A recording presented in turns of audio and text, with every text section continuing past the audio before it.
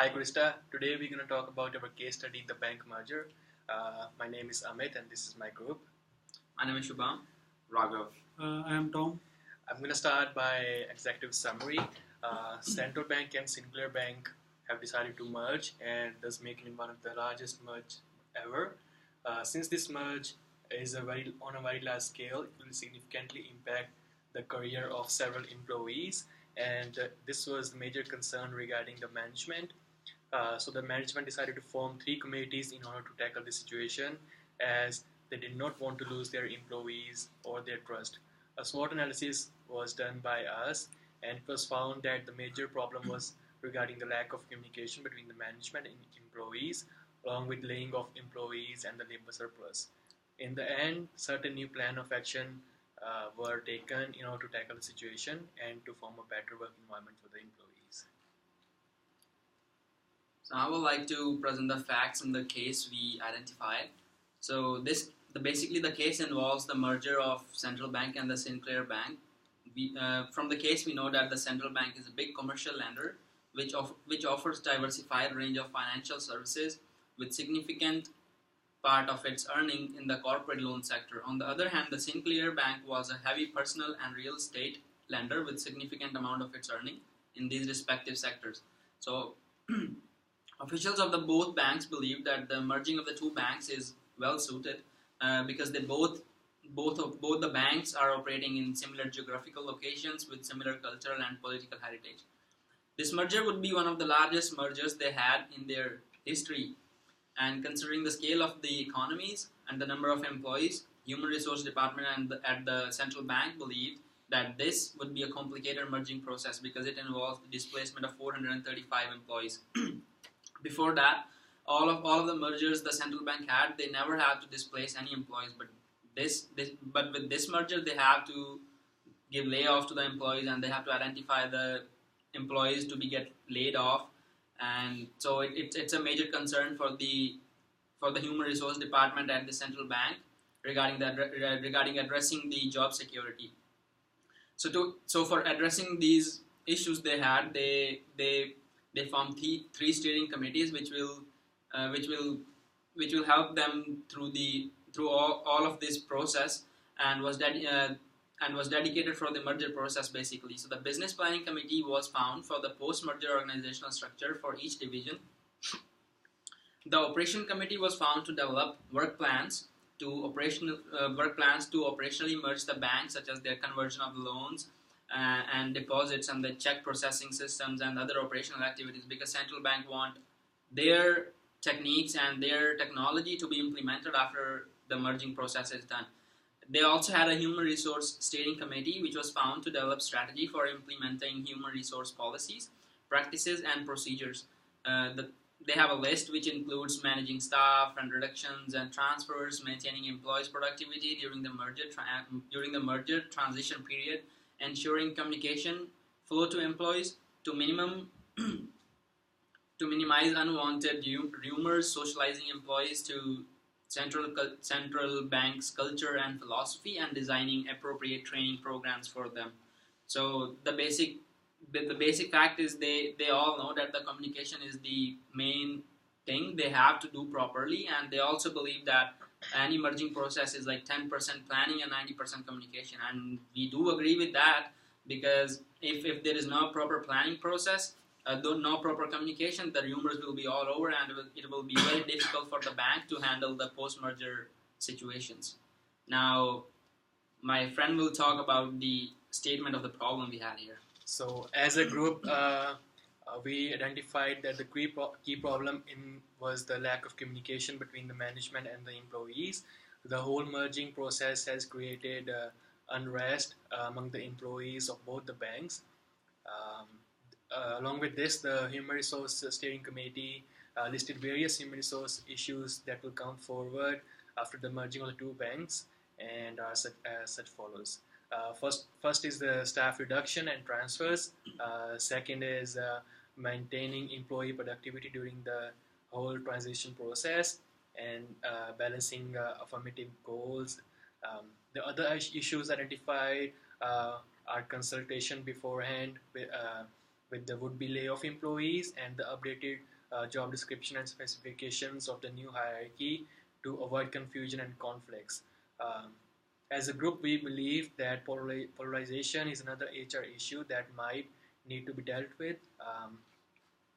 For this reason, the employee of both the um, factions need to be in the same horizon for the better future work environment, and HR need to deal with the issue as well. So we did a SWOT analysis on this merger. So I'm going to talk about that. So as it is a very on a high scale merger, so there are a lot of things we need to discuss. So I'm going to talk about strength first. The strengths of this merger is better technology for the new employees as well as the employees who are working, and similar social cultural and political heritage, economy of scale, experience from past mergers, growth and productivity for business.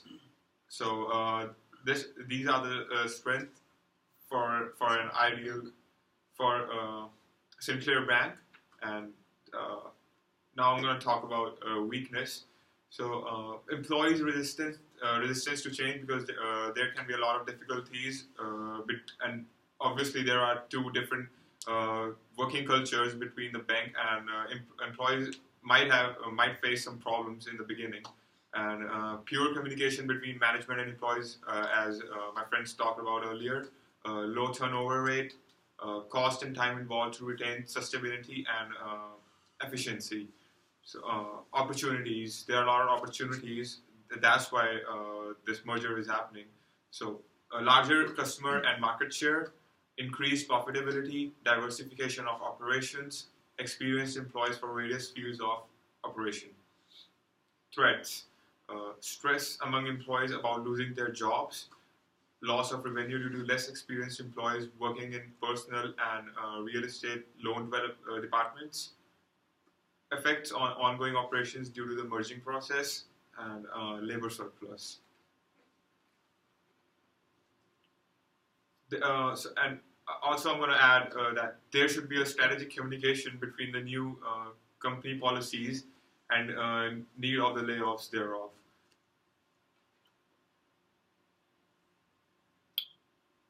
So according to the CEO, the company can guarantee jobs, and that the company would, on other hand, will do everything possible to retain the good people and the productive people in the organization.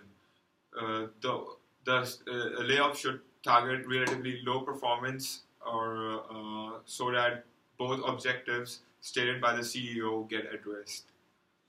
So I'm going to talk about alternatives for the laid-off employees. So the few alternatives could be providing referrals, keeping them in the reserve pool with the possibilities of re-employment in the future when the economy develops. So once the layoff employees have been well identified, it must be clarified to those who aren't in the list that they should feel secure on the jobs. The rumors that might still be circled seem to be well addressed. So based on this analysis, our recommended solution would be meeting between the central bank and Sinclair Bank to discuss the changes that are going to be implemented due to this merger. This will allow the management and employees to know about the changes that are expected to occur, and all of the mid-level management and executives should be prepared for. So for what the other things we recommended is, like, since 375 employees are going to be displaced and cannot be relocated or absorbed by the current system of the bank, because we also know that in the Sinclair Bank, the annual turnover rate is very high as compared to the central bank. So when the two banks will merge together, the new turnover rate will be possibly, and it should be, very low. So it is very difficult to accommodate the 375 employees which are going to be laid off, or you say like the labor surplus in the bank. So it is very difficult to accommodate in the current system. So what so to and also if you're going to lay off the employees, it is very important to to support your decision that the employees getting laid off from this. If you see the since the turnover rate at the central bank is very low, you cannot the employees in the central bank are not expecting the layoffs and losing their jobs. But since the turnover rate in the Sinclair Bank is high, they may be expecting the layoffs and the job turnovers, but not as but like it's very high. So to justify the decision that the employees which are getting laid off from the Sinclair Bank is well justified and reasonable on the moral grounds. So what we suggested that there will be a system which will pull up the performance index of the employees and compare the performance among them and identify the employees who were not good performers, and then those non-performers can be laid off. And the team building exercises should be implemented to help employees from both the Sinclair and the central bank post merger, so that there will be no chances of polarization and they can get along with each other. They get more chances to socialize with each other. So that way it will help the bank after the merging process is done. Okay. So now after considering all the above factors, the company has decided to act upon a plan of action. So as we can see, the transition during and after the merger is an important process, as it can help in dealing with stressful situations that employees encounter. For this reason, the company has decided that the plan of action should not be introduced at once, but rather it should be introduced as a step-by-step process. The management should have a meeting with the employees and provide them with any required information to make the transition a smooth process. The information can be made available to the employees via portal, newsletters, and news boards. However, providing the employees with just the information is not enough. They should have easy access to a designated team. The employees who are going to be laid off should be given ample support with emotional and financial help. So, as we have discussed earlier, discussed earlier, the employees who are not performing well, they are going to be laid off. But still, the employees who are going to be laid off, they should be given ample support in their for their future careers. A competitive training program should be made available so that employees from both the organization are effectively able to adjust in the new work environment and culture. The period after the merger would be a very tough period, and there is a chance that employee productivity will be significantly less. So, as we know that after the merger takes place, many employees will have to be laid off. So, after the laid off is completed, many employees, existing employees, they will feel bad, or they will feel less job security regarding their jobs.